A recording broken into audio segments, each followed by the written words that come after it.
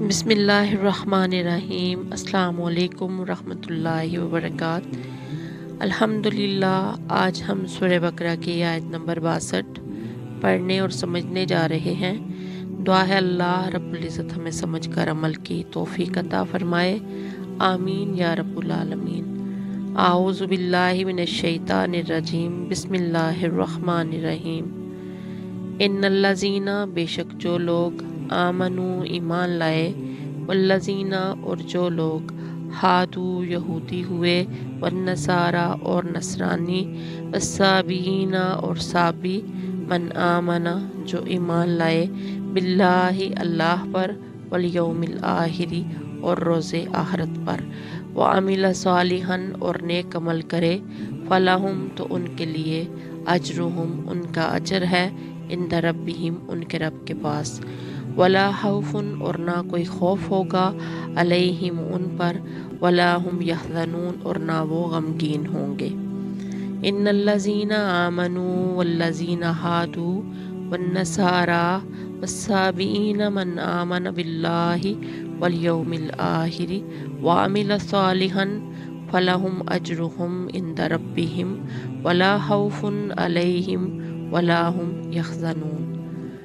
حق تو یہ ہے کہ جو لوگ بھی، ہاں وہ مسلمان ہوں یا یہودی یا نصرانی یا صابی، اللہ اور آخرت کے دن پر ایمان لے آئیں گے اور نیک عمل کریں گے، وہ اللہ کے پاس اپنے اجر کے مستحق ہوں گے، اور ان کو نہ کوئی خوف ہوگا اور نہ وہ کسی غم میں مبتلا ہوں گے۔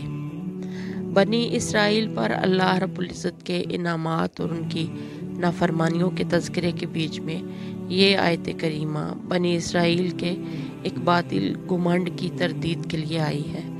ان کا عقیدہ یہ تھا کہ صرف انہی کی نسل اللہ کے منتخب اور لاڈلے بندوں پر مشتمل ہے، ان کے خاندان سے باہر کا کوئی آدمی اللہ کے انعامات کا مستحق نہیں ہے۔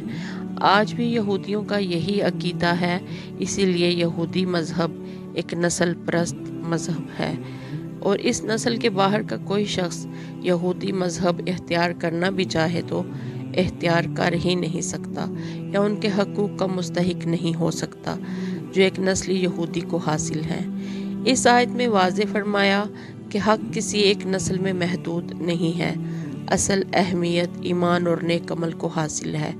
جو شخص بھی اللہ اور آخرت پر ایمان لانے اور عمل صالح کی بنیادی شرطیں پوری کر دے گا، ہاں وہ پہلے کسی بھی مذہب یا نسل سے تعلق رکھتا ہو، اللہ کے نزدیک اجر کا مستحق ہوگا۔ یہودیوں اور نصرانیوں کے علاوہ عرب میں کچھ ستارہ پرست لوگ رہتے تھے جنہیں صابی کہا جاتا تھا، اس لیے ان کا بھی ذکر کیا گیا ہے۔ یہاں یہ بھی واضح رہے کہ اللہ پر ایمان لانے میں اس کے تمام رسولوں پر ایمان لانا بھی ضروری ہے، لہٰذا نجات پانے کے لیے رسول اکرم صلی اللہ علیہ وسلم پر ایمان لانا بھی ضروری ہے۔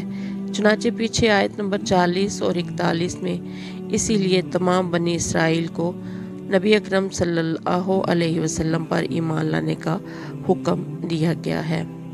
سیدنا ابو ہریرہ رضی اللہ عنہ بیان کرتے ہیں کہ رسول اکرم صلی اللہ علیہ وسلم نے فرمایا، قسم ہے اس ذات کی جس کے ہاتھ میں میری جان ہے، میری اس امت میں جو شخص بھی میرے بارے سن لے، وہ یہودی ہو یا عیسائی، پھر وہ اس چیز پر ایمان نہ لائے جو میں دے کر بھیجا گیا ہوں، تو وہ جہنم میں جائے گا۔